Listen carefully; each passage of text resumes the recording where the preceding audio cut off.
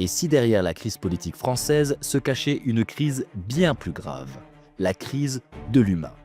Aujourd'hui, on va parler de ce que nous sommes en train de devenir collectivement.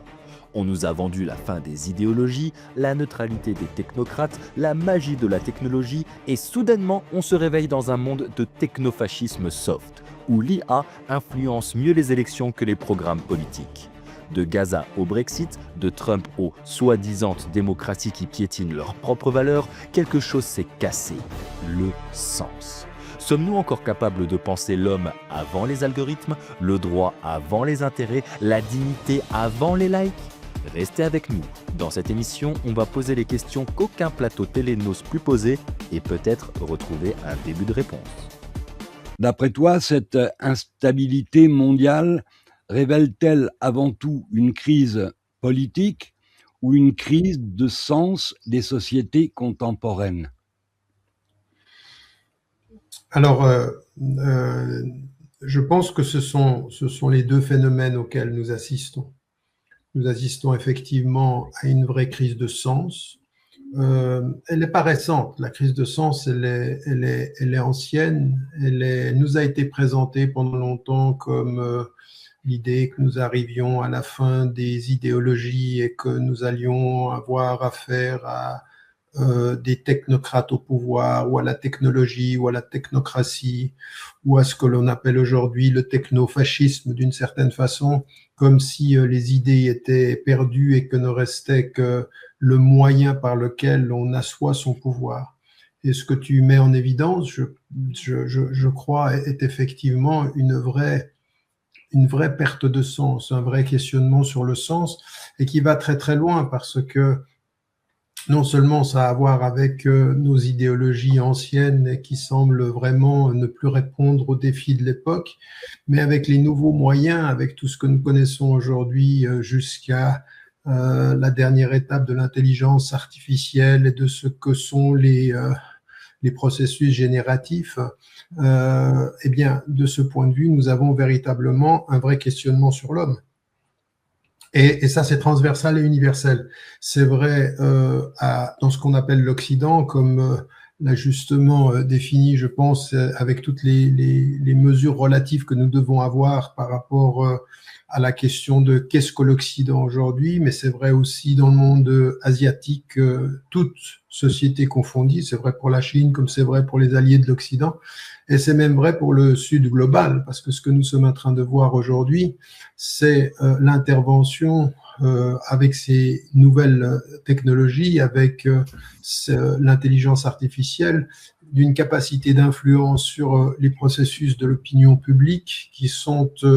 aussi graves et qui vont être aussi performantes que ce qu'on avait vu à l'époque avec Cambridge Analytica dans ce qui a été le Brexit ou ce qui a été également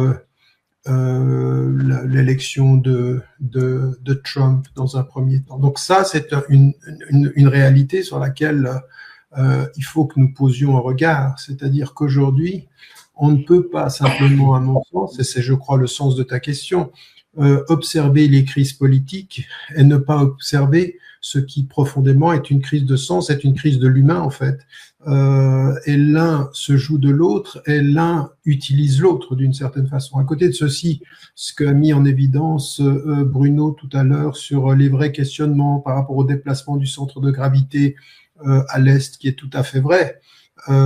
et qui est effectivement toujours la prétention de l'Occident, au premier rang desquels on a les États-Unis aujourd'hui, avec la caricature de ce que c'est que le dévoilement d'une certaine arrogance qu'on présente comme folle avec Trump, mais qui est très ancienne avec des politiques successives dans les colonisations, dans l'impérialisme, dans la mise au pas de toutes les sociétés, et qui aujourd'hui a des réalités qui sont des réalités qui sont symptomatiques parce qu'elles dévoilent. On a vu ce qui à Gaza, le dévoilement du dévoiement absolu de ce qu'on a appelé les soi-disant démocraties occidentales qui sont pour le droit, mais quand le droit va à l'encontre de leurs intérêts, voire de leurs alliés, voire d'Israël, on l'oublie. l'état de droit, c'est un mot vide de sens. À côté de ceci, on le voit aussi, ce qui s'est passé effectivement avec Maduro et avec l'intervention au Venezuela, avec ce qu'on nous présente aujourd'hui comme la mise au pas des entreprises dans la lignée de ce que veulent les États-Unis, et puis avec l'Iran aujourd'hui que l'on encercle et dont on fait symptomatiquement ou symboliquement l'expression, encore une fois, de l'ennemi absolu et de la capacité à le neutraliser. Et encore une fois, là, je suis d'accord avec Bruno, rien n'est dit encore et rien n'est résolu sur ces questions-là. Reste que, et c'est mon dernier mot par rapport à ça, par rapport à cette crise de sens et à la crise du politique, il faut les aborder de pair. Il faut même, je dirais aujourd'hui, avoir et je pense que c'est un tout petit peu le sens de ta question, il faut véritablement avoir en amont de la question de la gestion du politique, voire de l'économie ou de la politique économique, une vraie question sur l'homme, une vraie question sur ce que nous disons de l'homme, sur ce que nous disons de... Parce que constater qu'il n'y a plus d'état de droit est une chose, constater qu'il y a un processus de déshumanisation par les moyens techniques, par ce qu'on nous propose aujourd'hui sur ce qu'on a. Parce que l'intelligence artificielle, ce qui est très grave dans l'intelligence artificielle, c'est pas qu'on discute si elle est intelligente ou qu'on discute qu'elle soit artificielle ou non, c'est la capacité de l'intelligence artificielle de détruire l'intelligence humaine et d'agir contre l'humain. C'est ça qui est le plus grave, c'est-à-dire la déshumanisation et de son esprit, et de son cœur, et du sens, et même des raisons d'être qu'on pourrait avoir. Et donc, je pense qu'il faut qu'à ce moment-là de l'histoire, nous ayons ces deux questions devant les yeux, dans l'esprit, que nous les abordions de pair, et qu'en même temps, nous comprenions que la critique de ce qu'est en train de faire les États-Unis, de cette hégémonie qui s'impose, de cette espèce de folie qui fait que les démocrates aujourd'hui sont en train de demander à ce qu'on puisse analyser l'état mental du président, il faut quand même qu'on fasse attention que le principe de lucidité ne fasse pas que nos espoirs dans le sens du fait du déplacement du centre de gravité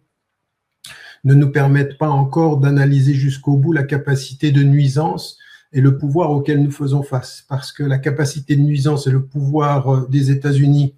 comme de leurs alliés, comme de ce que l'on a pu voir avec Israël aujourd'hui, doit nous imposer un principe de lucidité avant même le principe d'espérance. Merci Tariq. Avant de poser la question suivante, un commentaire, Bruno? Oui, moi je partage l'analyse selon laquelle la grande crise géopolitique que nous traversons est aussi effectivement l'expression d'une crise de sens. Alors, une crise de sens qu'on a perçue depuis très longtemps dans les soi-disant démocraties occidentales, où finalement les valeurs dont elles se réclamaient se sont en quelque sorte évaporées, au sens où elles ont été complètement dispersées aux quatre vents par les trahisons dont elles ont fait l'objet, les reniements, les déviations multiples. Et c'est vrai que la façon dont le monde occidental s'est vautré dans la fange de l'ignoble à propos de Gaza marque de ce point de vue-là sans doute le stade suprême de cette crise du sens, puisque tout ce qu'on nous avait dit sur le droit, la démocratie, la liberté, la souveraineté des peuples est en quelque sorte complètement anéanti par l'incroyable complicité dont le boucher de Tel Aviv a fait l'objet de la part des régimes occidentaux. Donc là, il y a quand même un cas d'école qui est absolument incroyablement monstrueux, justement, et qui illustre cette crise de sens. Mais plus généralement, la façon dont les sociétés occidentales, petit à petit, se dissolvent par une sorte de perte de leurs propres repères était perceptible depuis très longtemps. On voit bien que ces sociétés où on fait de moins en moins d'enfants, où on a peur de l'avenir, où chacun a tendance à se replier sur soi, où un consumérisme frénétique, pour ceux qui en ont les moyens d'ailleurs, ils sont de moins en moins nombreux, est en quelque sorte le substitut au vide spirituel. Tout ça quand même augurait d'une